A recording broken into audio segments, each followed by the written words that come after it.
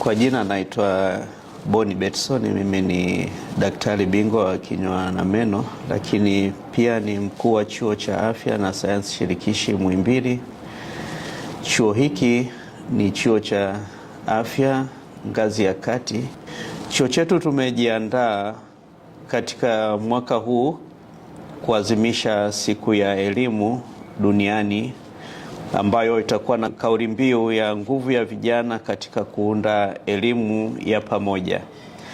Na kama chuo katika maadhimisho yetu tumeshaanza tangu awali kuwashirikisha vijana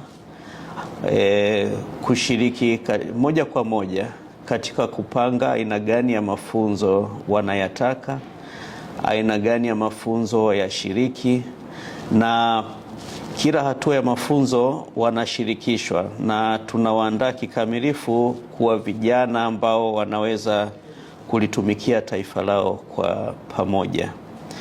Sisi tunacholenga ni kuwa na wahitimu wenye umahiri wa kutosha kutoa huduma ambazo hazitiliwi shaka katika jamii, na hilo tunasimamia kwa pamoja.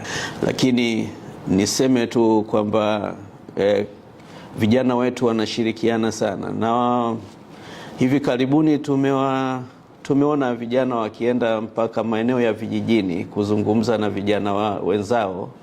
Kuna maeneo ambayo hayafikiki kirahisi sana na watoa huduma, lakini wanapohitaji kuwawezesha, sisi tunawawezesha, wanakwenda huko na wanasaidia jamii.